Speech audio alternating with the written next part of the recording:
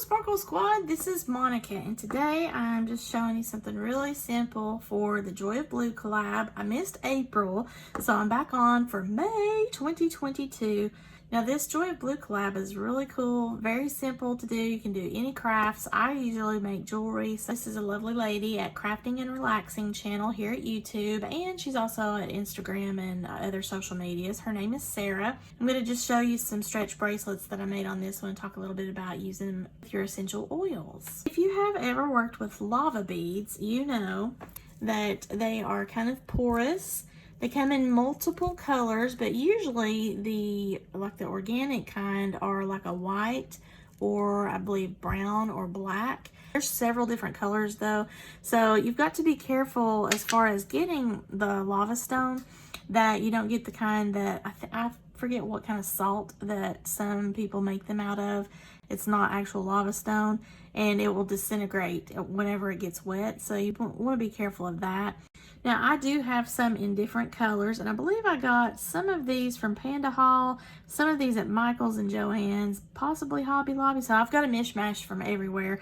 I can't find my usual stretch cord, but I've got some here that came in those little alphabet bead kits that I got on Amazon. This is a 0.8 stretch cord, and they come in all different sizes, like 0.5, 0.8, 0.75, 1 millimeter, I think 1.5. I think the 2 is high up as I've seen it go, because it's hard, you know, the thicker it is, the more difficult it is to make a stretchy bracelet, because you don't want it to just break when somebody puts it over their wrist. And then I've got some essential oil. Now this is the Stargazer Lily that you saw in my Craftspire wax melting video where I was making the Valentine banner for my dream box cabinet.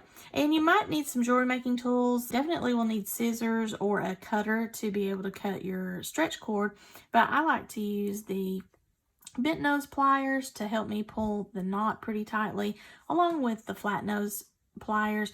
Really and truly though, you don't even need that. You can just use a regular pair of scissors. I've even seen some people use fingernail clippers to.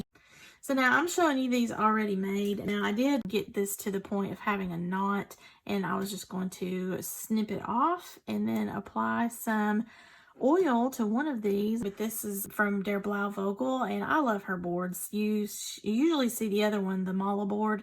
This one is just strictly for bracelets. So I've got several different sizes of rings up here where I can do different sizes of my bracelets, and I have some laid out here that I've already done. Now again, this is stretch cord, so it can stretch into a certain size. You just want to make sure it's not so tight that you get too small of a bracelet. But these little lava stone beads, they're really cute. I've got this one as my blue, in case you're wondering. This one also could be for my blue. This is just a lighter blue. And then this one is a different pattern, and it's mixed with some howlite beads. And these are some white jade beads here on this one. I just wanted to kind of give you all a little bit of variation in how I make the patterns. This is a different, like a coin shape of the lava stone with the round white. So I thought that was a little bit of a neat change up in the pattern there for this one. What you want to do is just make sure that you get your beads fed onto your cording. And when I start to make out a stretch bracelet, I pre-stretch it some.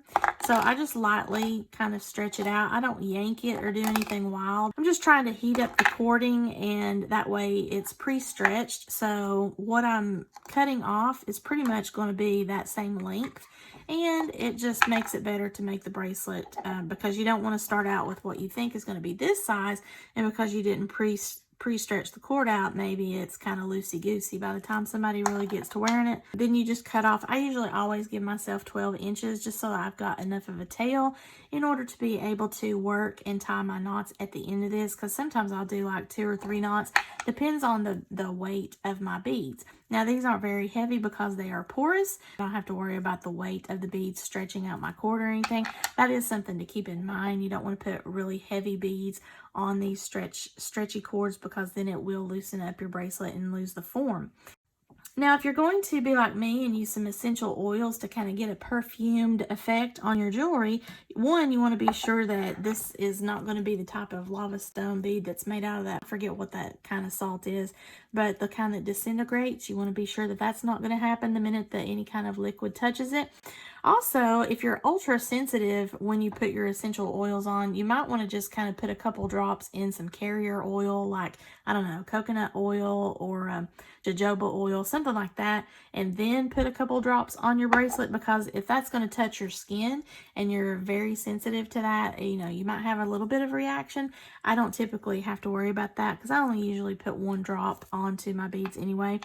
But I want to make sure that I don't put any essential oil on a very smooth, slick bead. So this would be an example. I definitely would want to select one of my lava stone beads as opposed to this smooth and slick white jade, because that oil is just going to come right off on my skin instead of soaking into the pores of the lava stone and giving me a little bit of scent every day.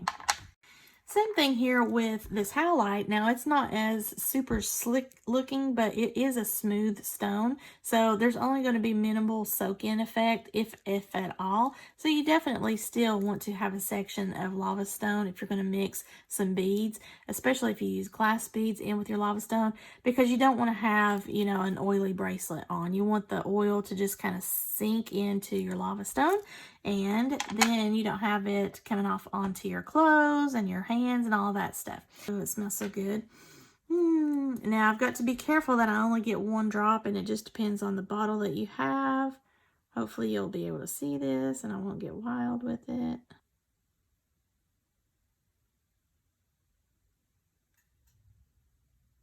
Okay, there is 1 little drop. I'm just going to let it kind of roll around the bead there and see how it's going into those pores. And it smells divine. So while it is kind of settling on that bead, if you want to turn it some, and then I'm going to touch a little bit, because again, this doesn't bother my skin. So if you're ultra sensitive though, you know, don't do that. So that way I get a little bit on all 3 of those beads. Ooh, that smells good. And it's just going to soak in and let it dry. This usually gives me some fragrance for, I don't know, usually about 6 to 8 hours. I mean, it typically lasts me a work day. So it's not enough to be overpowering, but it's enough to get like a little whiff on your wrist there. So I'm going to lay this to the side and let it dry. I just wanted you to see that it's not a whole lot of oil. I've got my cord like I'm going to do a regular knot. And instead of doing that once, I'm going to go over twice. This is what, this is what they call a surgeon's knot. So it's kind of like this, and then pull it to where that creates that knot. And then I kind of continue to stretch it out a little bit more. You're not going to pull it hard, you just want it nice and tight. And then I would do that a second time, just to be sure that I don't have any issues with my knots coming out. But on this pass, this would be my second knot, I would take a little bit of glue. So if you have any jewelry making glue, if you have super glue, just be sure not to super glue your fingers together, and put that right here on top of your first knot. And then when you're tying that second knot, which is going to go right into that first knot, it's going to squish that glue in between the knots, and it's going to bind to your cording here. So you just want to make sure that you do that nice and tightly, but you're doing it at an easy stretch so that you're not going to break your bracelet or the knot or anything like that. And then I would go ahead and just lay the bracelet off to the side, because you want to let that glue set up.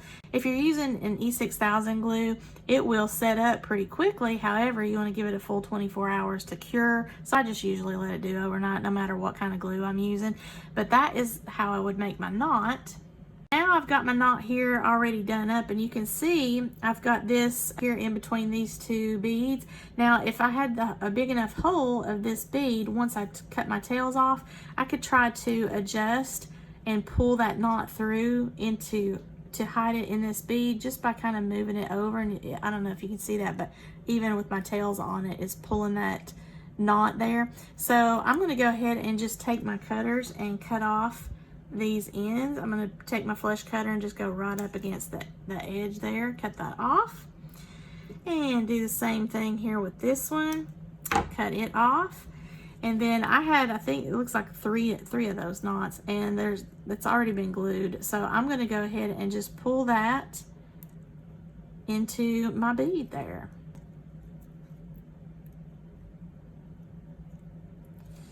Okay, and now that is hidden on my bracelet, so you don't see the tails, you don't see the knots or anything, because that bead had a hole that was big enough, and I can wear my bracelet.